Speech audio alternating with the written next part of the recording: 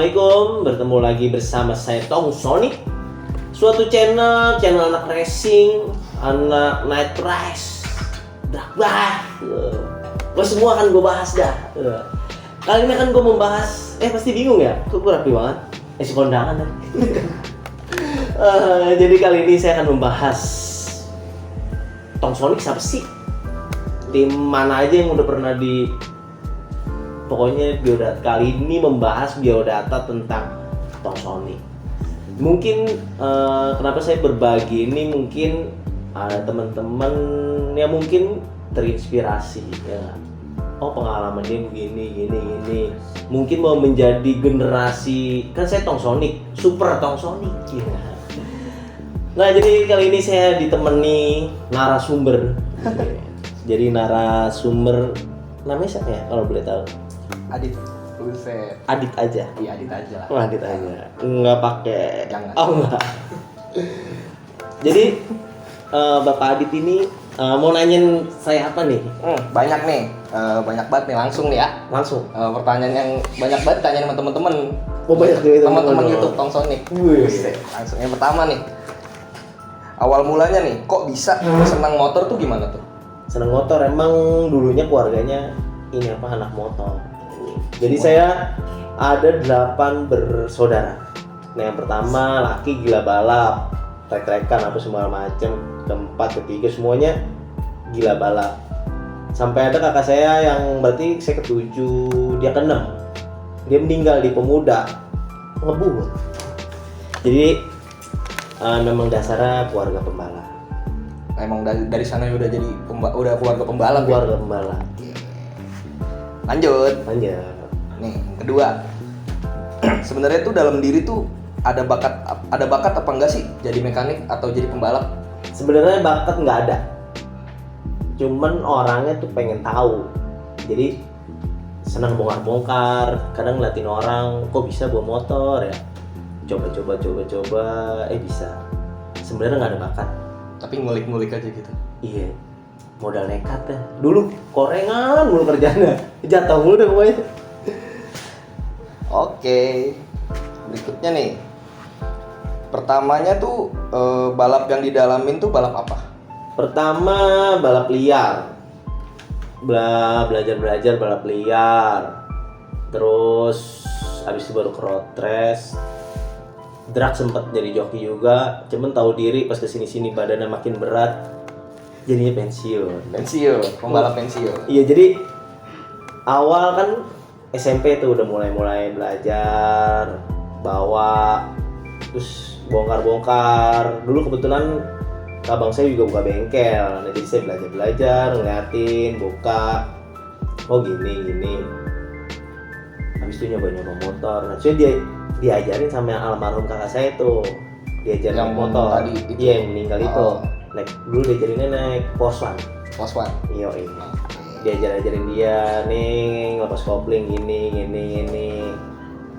Cuman baru diajarin berapa bulan dia, kalau nggak salah meninggal tahun berapa ya? Berarti 2005 atau 2004 gitu. Lama juga ya. Iya, dia meninggalnya.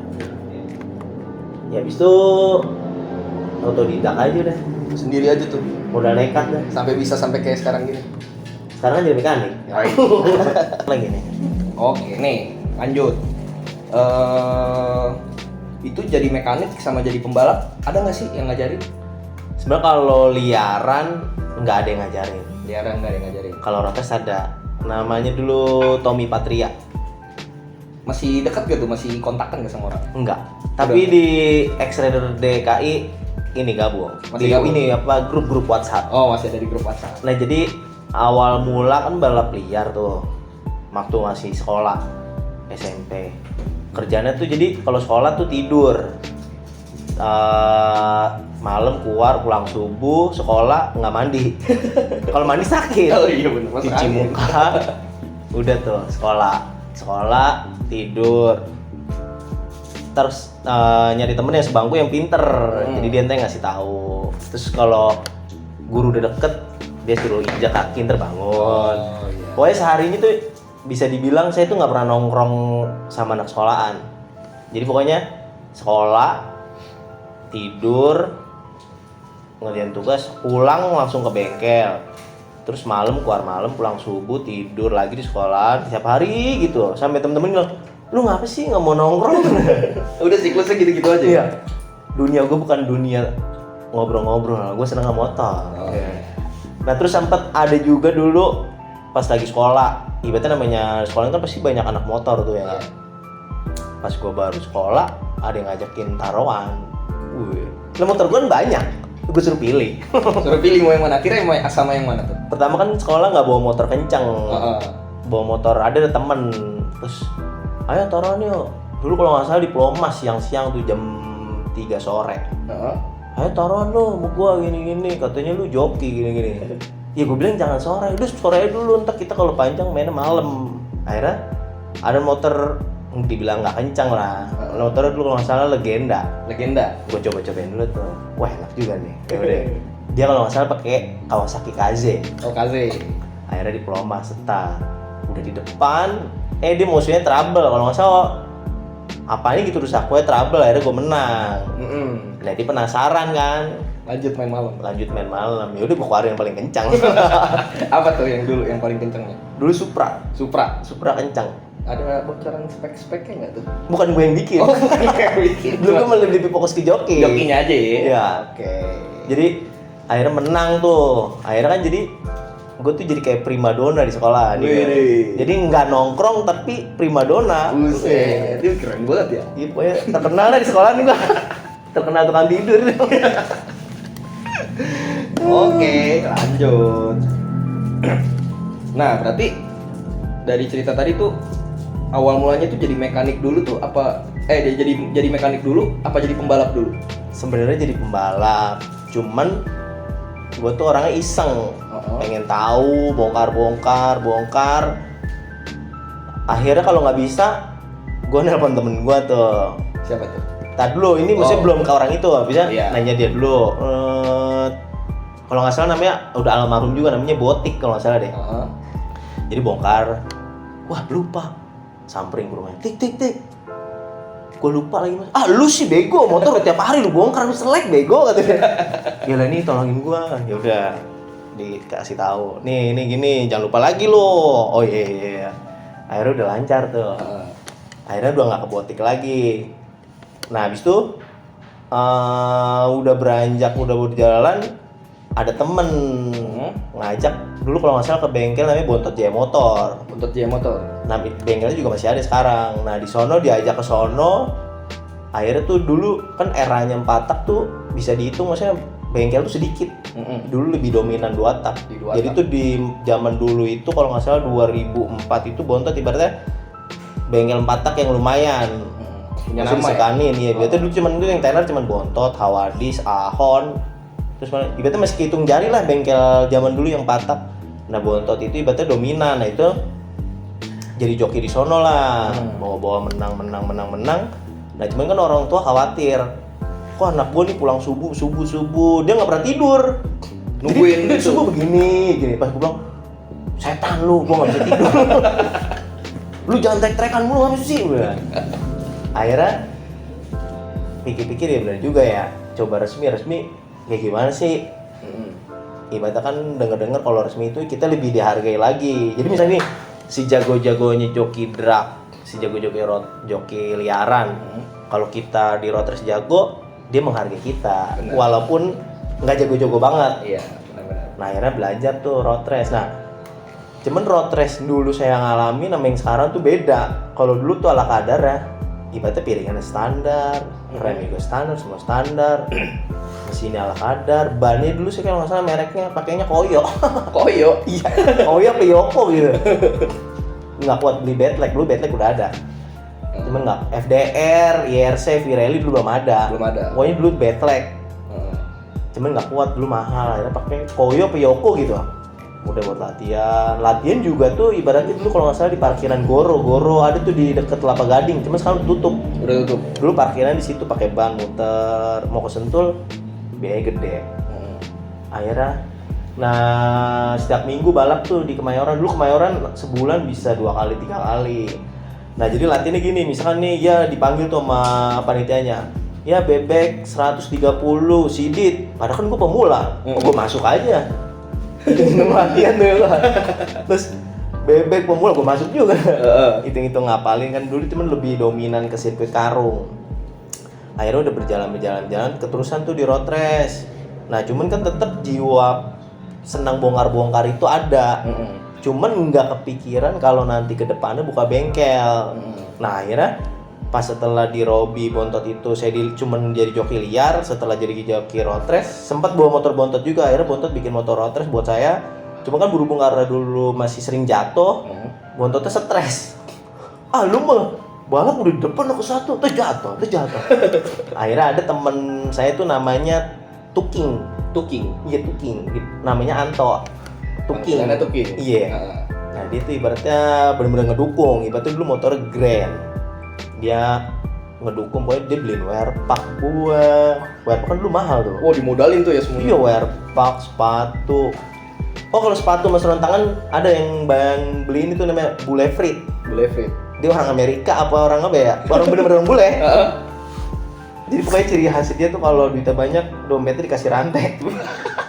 Pas banget lagi tuh mau ke ARS kan, mau nebus merpak. Bule datang. Le, wah rantainya, pakai rantai duitnya banyak.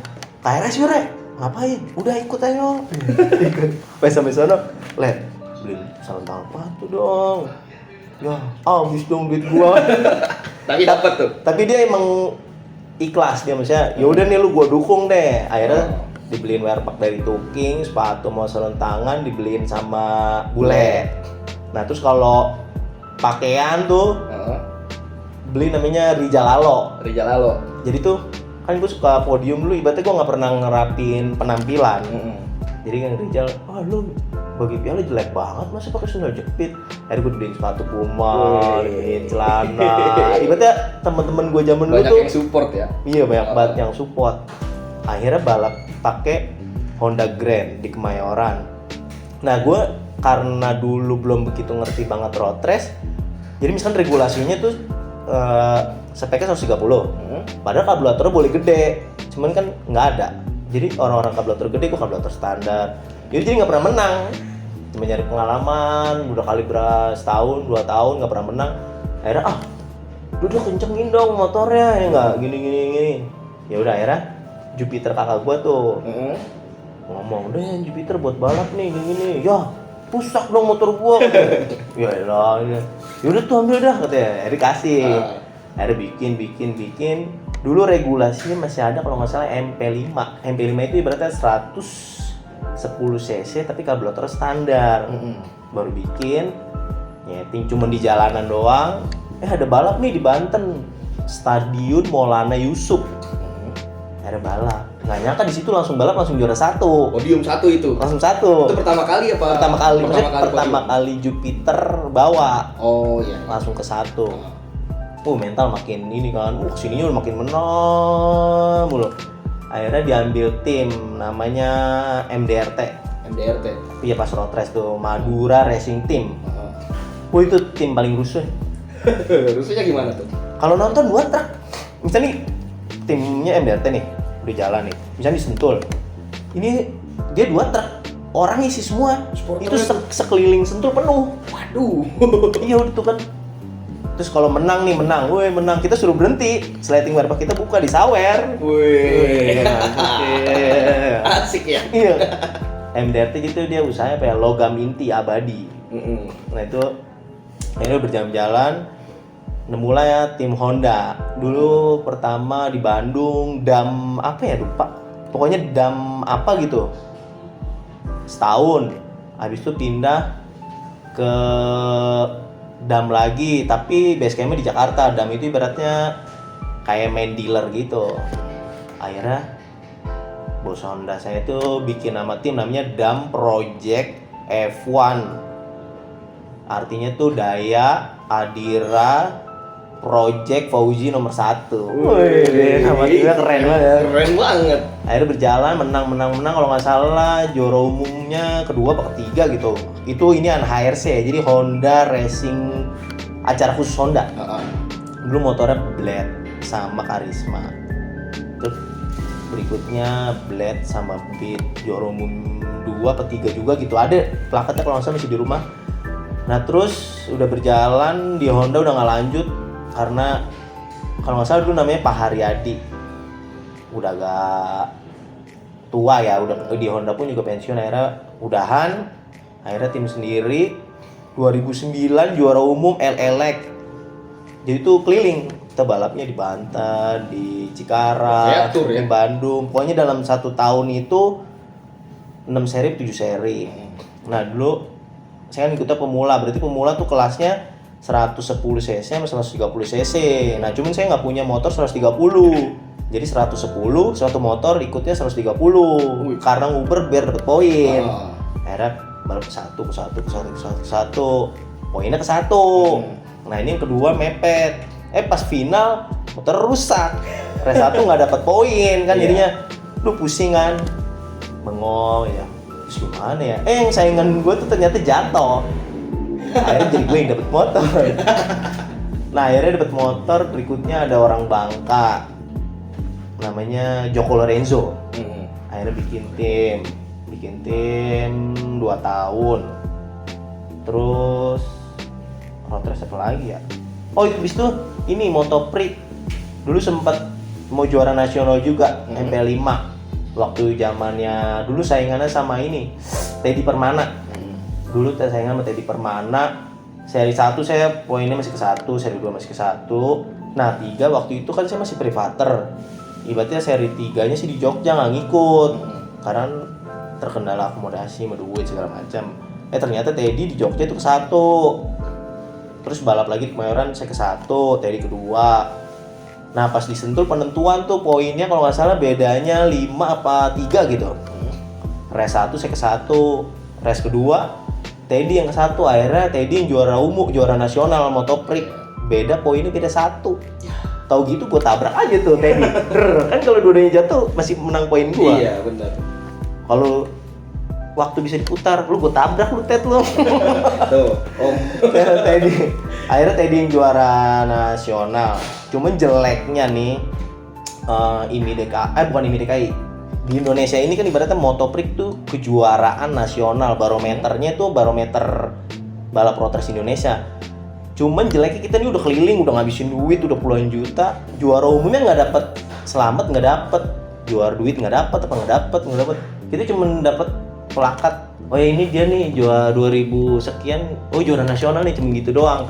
Nah maksudnya buat nasional nih, kalau kayak One Prix sekarang ini kan dia bagus juara umumnya kan duitnya gede. Maksudnya kalau kayak Motoprix sampai sekarang pun suka nggak jelas, Apresiasinya kurang. Sampai sekarang Motoprix-nya nggak jalan. Iya. Yang jalan tuh cuma One Prix. Nah makanya buat para organizer Motoprix, coba tolong diperhatikan hadiahnya juara umumnya. Kalau untuk hadiahnya yang per seri sih mah bener. Yang pas juara umumnya itu udah kita begini, nah ini nggak dapat apa-apa ini. Udah cuman dapat plakat, juara, selesai. Kagak, mending. Iya udah. Cuman oh ya lu juarain nasional lu gitu Udah gitu doang. Iya. Paling kalau yang kita kayak dikontrak sama Honda Yamaha, kita dapat bonusnya dari Yamaha sama Honda. Oh iya. Nah akhirnya berjalan udah setelah Motoprix, jam-jamnya habis itu saya naik Sidit. Sidit itu kan ibaratnya spek mesinnya beda. Akhirnya kalah saing. Ibaratnya udah mulai nggak menang-menang. Ini salah guanya apa motornya ya? Akhirnya udah deh, pensiun aja deh. Maksudnya gue juga sampai kapan mau jadi pembalap? Ibaratnya masa depannya kan juga kurang jelas. Anggaplah ambil buruk kan nih, semua kita balap patah. Itu kayak contohnya M Fadli, kan dia patah. Maksudnya kalau dia nggak main sepeda atau apa usahanya kan bingung, maksudnya udah kan putus aja udah, maksudnya kariran. Nah saya nih sebelum M Fadli terjadi itu, maksudnya belum pernah kepikiran M Fadli, maksudnya kalau gue terjadi kenapa-napa, gue kerja apa ya kan, mumpung lagi masih sehat, coba deh gue gelutin mekanik. Nah sebelum bikin, ini balik mundur lagi nih, sebelum awal-awal jadi road race, masih liaran kan. Bongkar motor nih sumama lu nih dah, Tong, motor gue udah kencang nih gini-gini, tapi setengah serep kena nih. Yaudah gue belah doang nggak bisa masak. Terus gimana tuh biar bisa kepasang? Akhirnya gue nyari orang kan aja, gue udah belah mesin berantakan, gimana nih ya?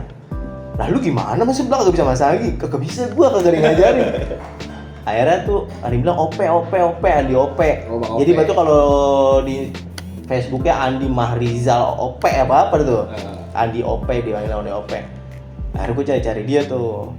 Dulu juga dia belum jago, ibaratnya masih sama-sama belajar. Cuman dia udah kelebihan semua motor bisa, maksudnya belah, tapi belum bisa bikin kencang.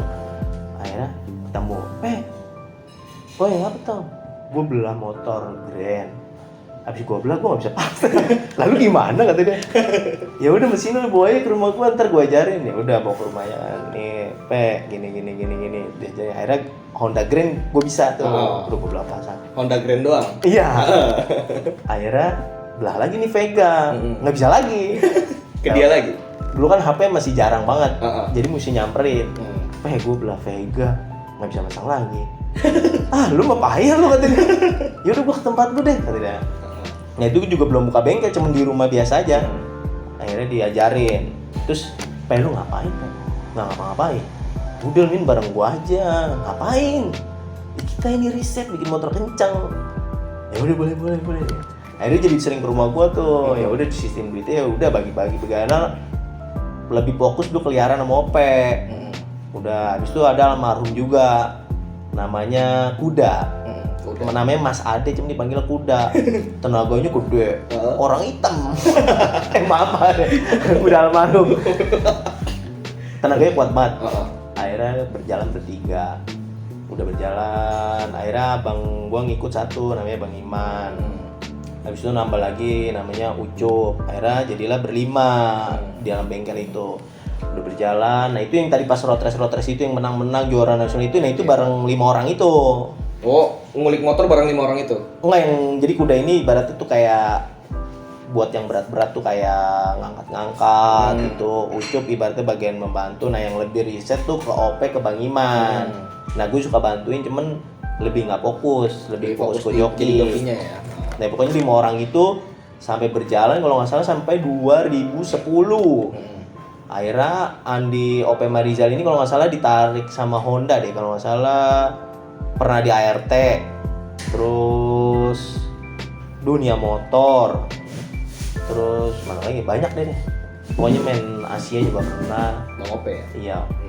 Nah ini tuh udah mencar tuh kalau nggak salah 2010. Bang Iman juga mencar, buka bengkel sendiri. Kuda almarhum meninggal, akhirnya tinggal gue berdua Ucup. Udah ngurusin bengkel. Nah ada lah akhirnya bingung kan nih, udah fokus ke bengkel aja lah tuh, masih main liaran, masih liaran gue yang bawa. Masih jadi joki liaran juga? Iya. Setelah jadi joki road race nih, jadi road race kan udah pensiun. Balik lagi ke liaran lagi. Akhirnya gue tetap gue yang bawa liaran, karena kan dulu badannya masih enteng, kalau nggak salah beratnya 42 tuh. 42. Masih gue yang bawa. Habis itu ada OP dapet tawaran Tindra namanya Tomo.